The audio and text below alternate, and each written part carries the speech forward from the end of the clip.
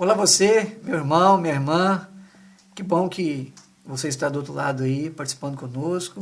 Nós estamos iniciando mais um programa Prosa e Graça. Graças a Deus este programa tem alcançado muitos corações, nós somos gratos a Deus pela a bondade e a misericórdia de Deus. Mandar um abraço para todos vocês, tá? Que está sempre divulgando, sempre participando conosco, dando gargalhada conosco e também aprendendo.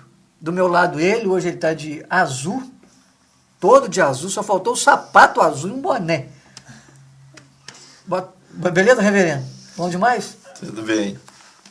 Tudo bem, Luciano? Um abraço aí para todos que estão nos acompanhando.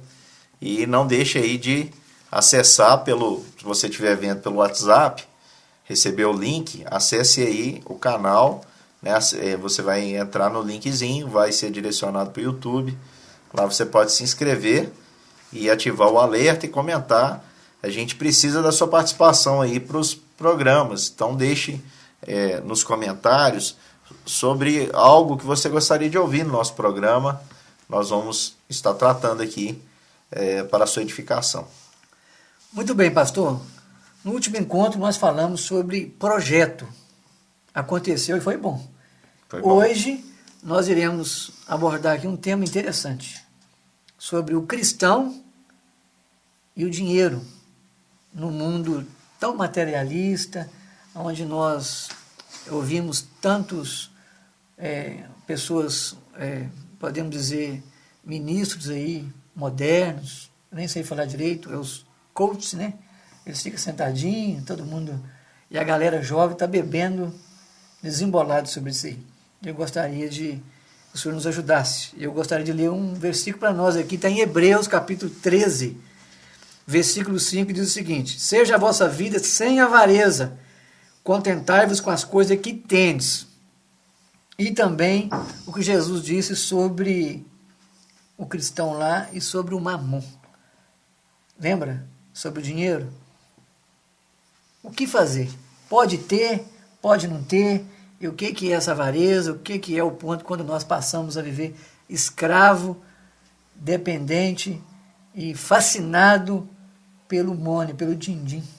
Faz-me rir. E tá rindo até demais, às vezes passa a rir e depois fica até com problema. Fala para nós, fazendo um favor.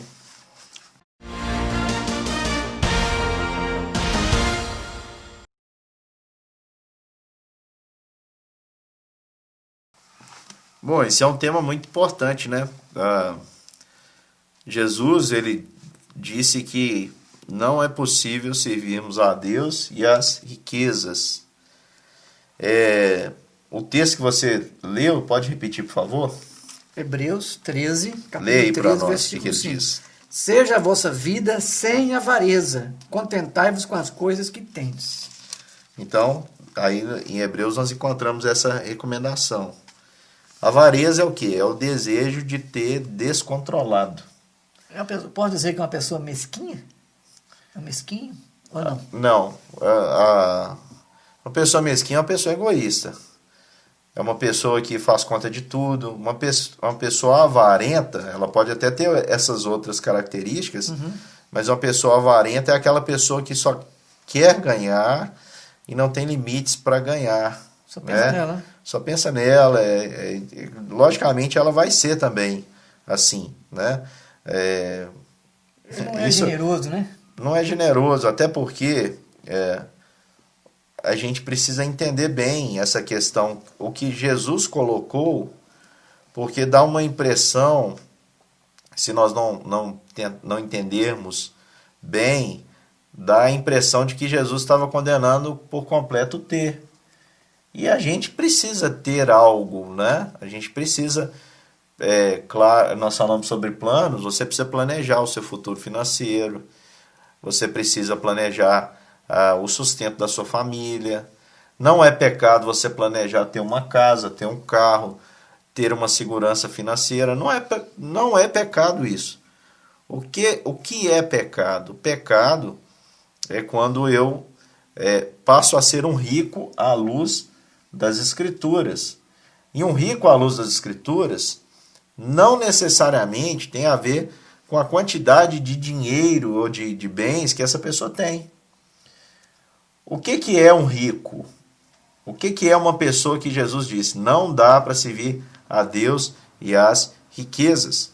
Por exemplo, se você fosse contabilizar naquele período ali, para o grupo que as pessoas, o grupo que Jesus estava mencionando ali, ou as pessoas que estavam ouvindo Jesus, provavelmente não tinha tantos ricos. Porque sempre foi assim no mundo.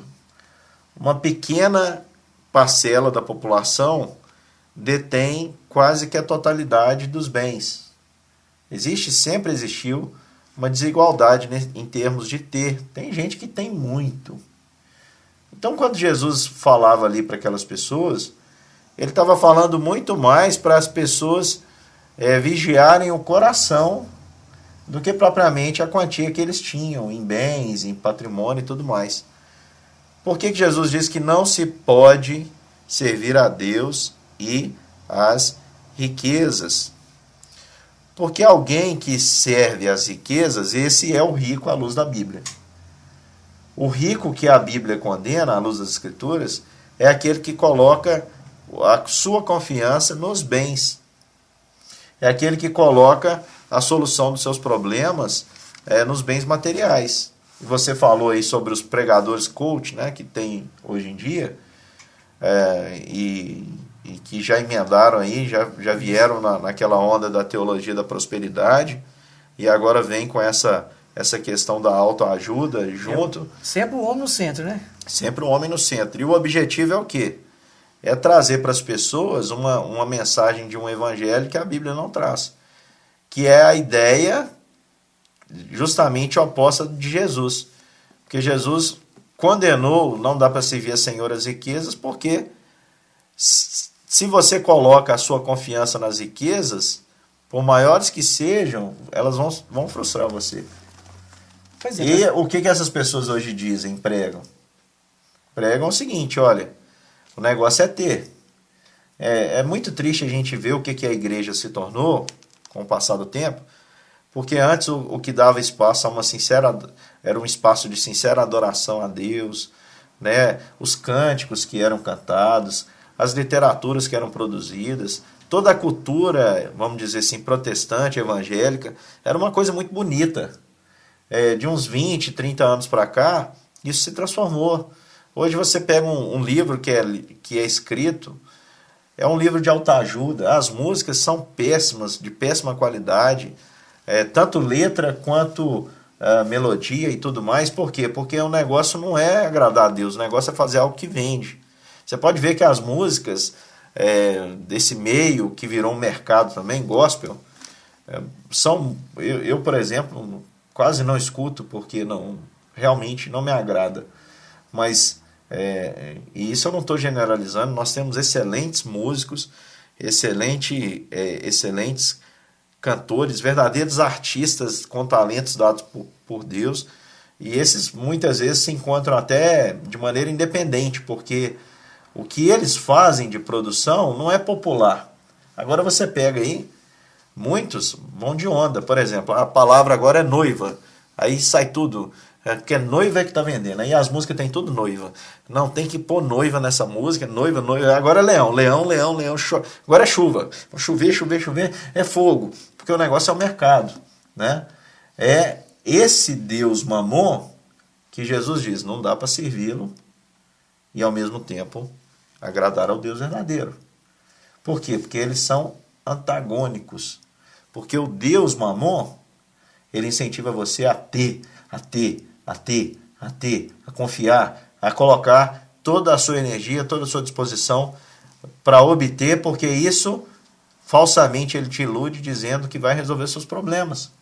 Enquanto o Deus verdadeiro diz que você tem que, tendo algo, se sentir não possuidor de nada, porque você pertence a Ele. Então, tudo que você tem é dele e está à disposição dele, inclusive no serviço ao seu próximo. E o próprio Jesus chega a dizer que é muito melhor dar do que receber. Então, pastor, nós encontramos nessa fala do senhor, e pelo que eu estou observando, é que as pessoas, a igreja, ela está muito egoísta. E, ao mesmo tempo, ela está passando uma imagem para a sociedade, para outras pessoas, uma imagem totalmente das pessoas ficarem distantes, as pessoas ficar questionando. Por quê? Porque a igreja se tornou-se muito egoísta, muito centrada em si, nas questões, por exemplo, materiais. Não que ela não possa ter, mas ela está muito vaidosa. Por exemplo, as pessoas, que começam a obter algo, que o contentamento, às vezes ela produz, ela tem, o senhor disse aí, o rico à luz das escrituras. Nós encontramos, por exemplo, Simão, não é Simão Pedro, outro Simão, acho que é Simão, se me foge a memória, homens da Bíblia que foram homens que teve posses, muitos, né, na época, principalmente de Abraão, que a galera toda, mas pessoas que eram generosas, que não eram apegadas ao extremo ao dinheiro.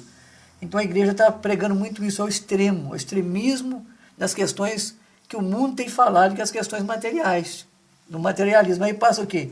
A pessoa, ao invés de ser simpáticos, é o oposto disso.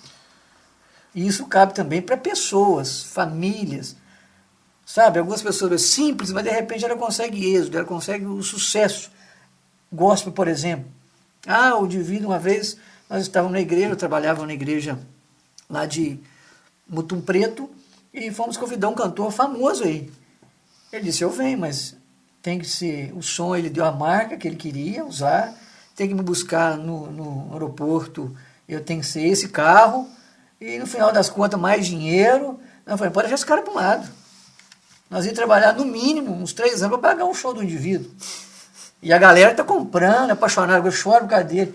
Não sabe a conversa, o bastidores, como é que é. Tenta ligar para um indivíduo desse. Para trazer, cantar aqui para a gente, assim, para ver como é que é o negócio. Pois é. Por que isso? Então, Luciano, tudo porque a gente entrou no campo do mamon. O mamon não é sincero. É o Deus das aparências. O mamon é o Deus do engano. O mamon é o Deus do egoísmo. O mamon é o Deus do não me importo com você desde que você me dê o seu dinheiro. Né? Tipo assim, sua opinião para mim não é importante, mas é esse o conceito que gira em torno do ter, é exatamente o oposto a Deus. Né? Então, o que precisa ficar bem claro para quem está nos ouvindo é o seguinte: Deus, hora nenhuma, condena você a buscar o melhor. Poxa, trabalhe, busque o melhor. O próprio Salomão chegou à conclusão que não há nada melhor na face da terra do que a gente gozar do fruto do nosso trabalho com a nossa família. Então, compre o que você puder, compre uma melhor casa para sua família que você puder, tenha a melhor alimentação possível, mas saiba que essas coisas, o ter, não resolve, não pode ter a sua confiança, você não pode ter a sua confiança depositada nele, porque os bens acabam. O que você tem hoje, o ladrão rouba, a traça come, é tomado, se perde. E amanhã vem doença, vem pandemia, e aí? E aí? Por exemplo, no livro de Tiago, no capítulo 1, versículo 9, diz assim: o irmão, porém, de condição humilde, glorie-se na sua dignidade, porque quem não tem nada depende necessariamente de Deus. E o rico, versículo 10, na sua insignificância, porque ele passará como a flor da erva. O próprio texto diz isso, que aí o versículo 11 diz: porque o sol se levanta com seu ardente calor, e a erva seca e a sua flor cai, e desaparece a formosura do seu aspecto, assim também se murchará o rico em seus caminhos. O rico, no sentido do texto que o Luciano leu lá, do avarento. Porque tem tantas pessoas na Bíblia que, tendo muito, não foram ricos, porque eles, mesmo sendo possuidores, não se sentiam assim. Há um princípio cristão que nós acreditamos, que se chama o princípio da mordomia, onde eu e todo aquele que crê em Cristo não se julga dono de nada. Nós somos apenas mordomos, administradores, não é? E aí as pessoas pensam naquela coisa assim, não, porque aí a gente dá o dízimo e o que fica na nossa mão, aí nós somos mordomos. Não, nós somos mordomos de tudo, daquilo que nós entregamos para Deus, daquilo que fica na nossa posse, quando nós administramos em prol da nossa família. E você, meu querido irmão, você precisa caminhar na face da terra com esse pensamento. Quem não consegue vencer, preste atenção no que eu estou dizendo, quem não consegue vencer a avareza, e aí eu estou dizendo, o que é avarento? O avarento é aquele que sabe que o seu irmão está necessitado de algo, tem como acudi-lo, mas não move uma palha.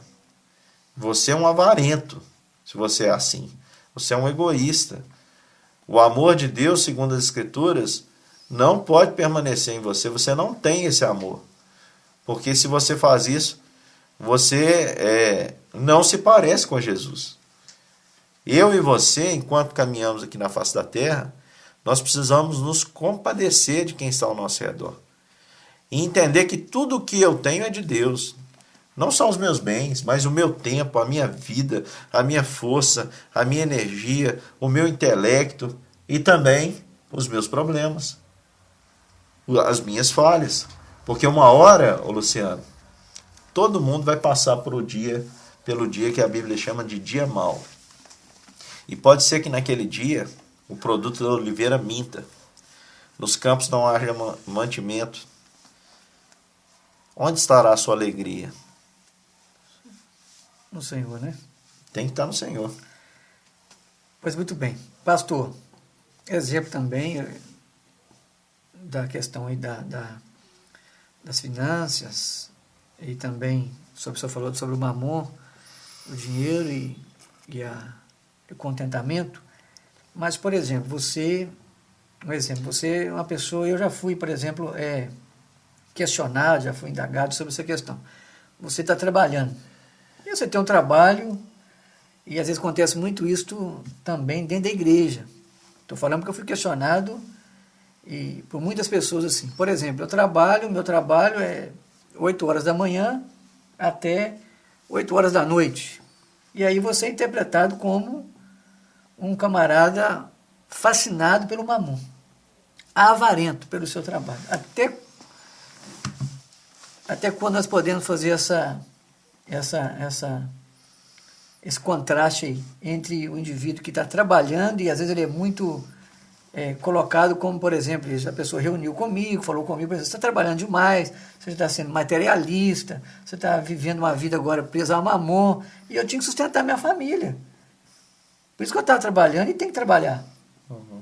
Até quando isso pode me atrapalhar, e até quando isso as pessoas podem estar me interpretando de uma forma equivocada, principalmente os cristãos.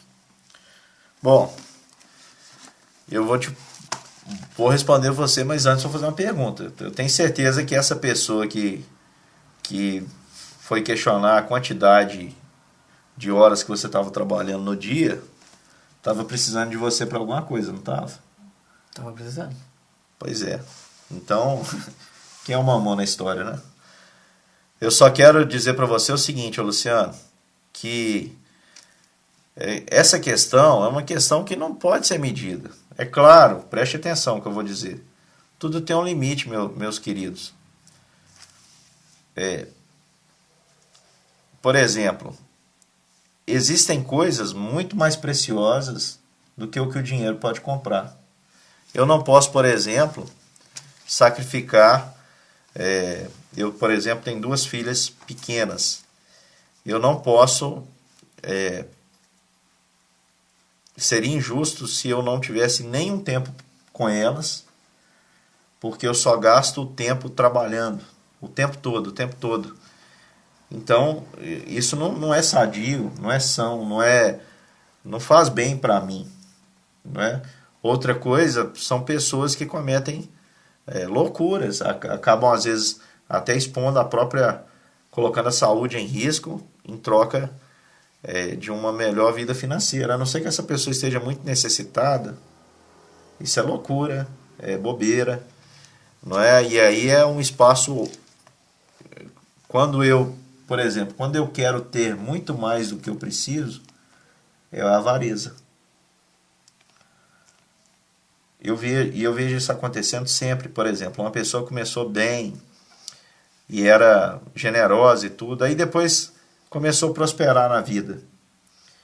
Aí aquilo se instalou nela e ela começou a ficar mesquinha, no sentido de egoísta, e começou a ficar avarenta, no sentido de sempre querer ter mais.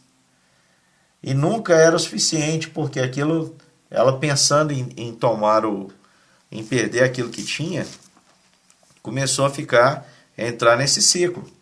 Quanto mais tem, Ele quer, né? mais quer. Tem até um ditado assim, né? Quanto mais se tem, mais quer. Você que E aí né? esqueceu os princípios de generosidade e tudo mais. E a gente precisa lembrar que eu preciso ser feliz com o que eu tenho, como o livro de Hebreus aí diz, para eu me contentar com o que eu tenho. O apóstolo Paulo diz que se eu tiver o que comer, o que vestir, é para eu estar contente, porque são as minhas necessidades da hora ali que eu preciso. As outras coisas são irrelevantes. Por exemplo, o tamanho da sua casa não diz quem é você, a marca do seu carro não diz quem é você. Jesus declarou que a vida do homem não consiste nos bens que ele possui. Você não é o seu saldo da conta. Eu tenho um conhecido, por exemplo, que é milionário. E certa vez nós começamos a conversar e ele começou a contar o tanto de coisa que ele tinha, né? E dizendo, olha o que eu tenho, olha o que eu tenho, olha o que eu tenho. E eu falei com ele, falei, sou mais rico que você. Falei com ele. Aí ele riu. Eu falei, porque eu não tenho nada. Falei, eu não tenho nada. E na época eu estava numa situação financeira assim, para lá de difícil, né? Vamos colocar assim, eu estava no pré-sal. Mas eu disse, eu sou mais rico que você, sabe por quê? Da minha pobreza, eu fiz algo pelas pessoas. E você, o que você já fez? Você está me contando que você tem, mas o que você compartilhou? Porque a verdadeira riqueza nossa não é fazer a vontade de Deus. A nossa verdadeira riqueza não é espiritual. O meu maior tesouro não é Cristo. Então, se os meus bens me impedem de servir a Cristo, o meu Deus é o dinheiro. O meu Deus são os meus bens. Porque eu sou servo dele. Agora, se eu sirvo a Deus sem nenhum impedimento, se eu tenho, eu digo graças a Deus. Se eu não tenho, eu digo graças a Deus. Porque aprendi a viver contente em toda e qualquer situação. Ter ou não ter, para mim, é a mesma coisa. E é esse o estágio que o cristão precisa alcançar. O meu desejo, meu querido irmão, é que você que está me ouvindo, seja próspero, seja abençoado no seu trabalho, seja promovido no seu empreendimento, você seja bem sucedido. E que Deus te dê muito para que você possa compartilhar com as pessoas que não têm. Porque como eu já falei, por exemplo, até na nossa oração, a oração modelo que Jesus ensinou, ele ensinou a gente a orar, Pai nosso que estás nos céus, aí uma parte diz, o pão nosso. Se o pão é nosso, se eu tenho 2 e preciso só de um, o outro é de algum irmão meu que precisa. Não é? E aí, Luciano, se a gente for aprofundar nesse tema, nós vamos ficar aqui muito tempo, porque a gente vai ver, por exemplo, uma das coisas que você levantou, a gente vai ver essa questão da própria igreja. Você falou, nesse sentido, pastor, parece que a igreja fica assim, como egoísta. E quando a gente fala igreja, a gente não está se referindo à igreja de Lajinha, que graças a Deus tem tido um comportamento muito bonito nesse sentido, né, de pensar no próximo. Claro que a gente tem muito a melhorar e quer melhorar cada dia mais como um corpo, mas é verdade o que você disse, porque hoje o grupo, os cristãos são muito mais conhecidos por aquilo que desculpa, muito mais conhecido por aquilo que tomam do que por aquilo que dão. E o discurso é chato, é de dinheiro, é de, se você não der o dízimo, Deus vai mandar o gafanhoto, Deus vai mandar o destruidor, Deus vai punir, Deus vai te matar, Deus vai acabar com você. E olha, aí os cristãos vivem com culpa. Um monte de gente me procura e fala assim, ai, eu tô assim porque eu não tô dando dízimo. Uhum. Para com isso. Para com essa... Você acha que Deus é assim? Que Deus é um agiota? Para com isso. Deus é misericordioso, é amoroso. Ele quer que você seja generoso, no sentido que você possa compartilhar tudo que você tem. Não é simplesmente o seu dízimo. Porque tem gente que acha que foi lá e pagou o carnezinho da associação gospel, pronto, não precisa fazer mais nada. Para com isso. Você faz isso, meu irmão, não tem misericórdia no seu coração, o seu dízimo não é nada. Porque o que Deus quer de você é que você seja aquela pessoa que olha para o seu prato de alimento, seja o que for, mas que você tenha a disposição do seu coração de compartilhar. Seja um ovo. Poxa, quem precisa? Quem está necessitado? Que se preocupe em melhorar a vida de quem está ao seu redor. É muito triste esse sentimento, essa adoração ao mamon tem destruído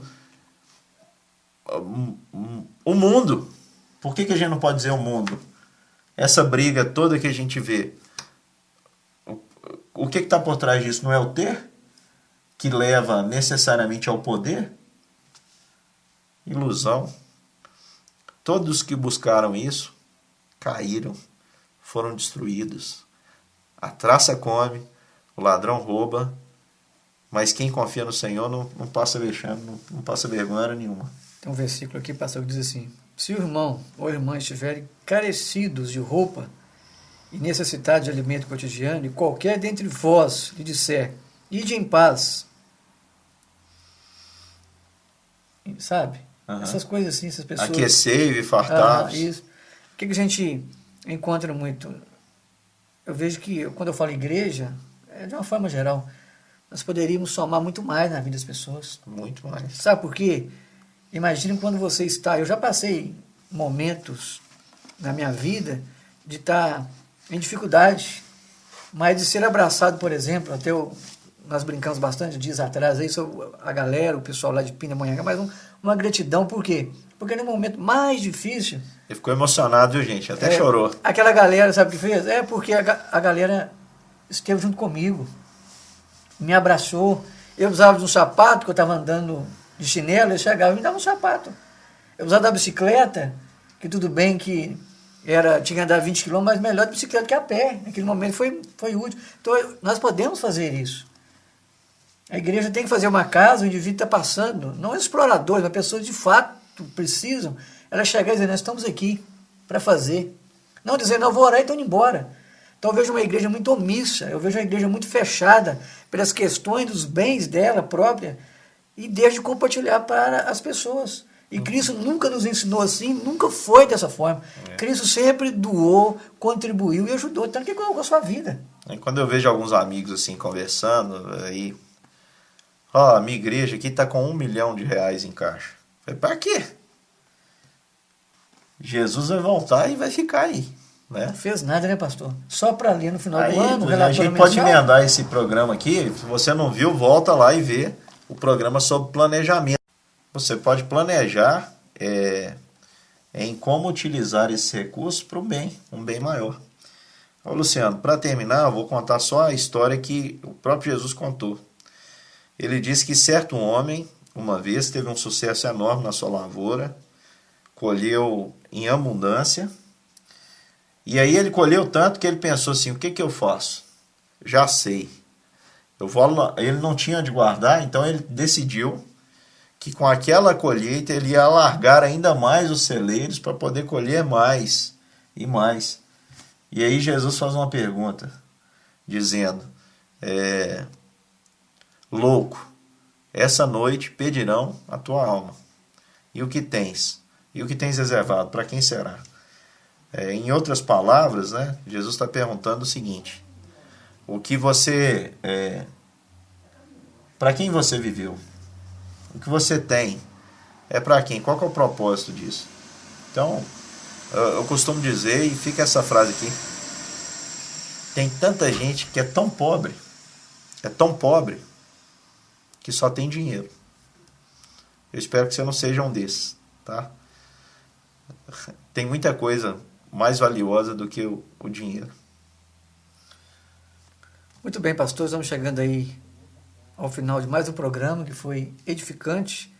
Um abraço aí para todos os amados irmãos e que possamos aí, através desse programa, aprender a relacionarmos com o dinheiro, que também é necessário, mas nós aprendemos aí à luz das Escrituras.